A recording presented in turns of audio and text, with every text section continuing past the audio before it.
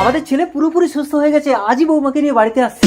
পদ্ম, আরে বেআই মশাই আসুন আসুন। 6 মাস মেয়েটাকে দেখিনি, তাই একটু দেখতে এলাম। ওরা তো 6 মাস ধরে বেড়াতে গেছিল, আজই আসছে, বসুন। বসবো না, মেয়েটাকে দেখেই চলে যাব। কখনো ভাবিনি আমার মেয়ে এত বড় বাড়ির বউ হবে। ওই তো ওরা এসে গেছে। মা পদ্ম, বাবা শঙ্খ, এটা কে? এ তোমার বৌমা বাবা, শুনছো? শঙ্খ, তোর বউ থাকতে থাকতে তুই আবার বিয়ে করেছিস? কে বৌমা? পদ্মা তোর বিবাহিত স্ত্রী। পদ্মা, এতদিন এই কথা আমাকে বলনি কেন?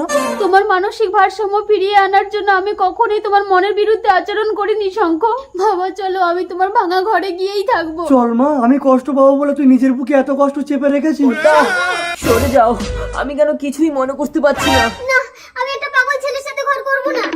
আমি কোথায়? কি গো, আমার ছেলে তো আবার পাগল হয়ে গেল। বেআই মশাই, বেআই মশাই, আমি আরেকবার আপনার মেয়েটাকে ভিক্ষে চাইবো, আমার ছেলেটা বড় অসুস্থ।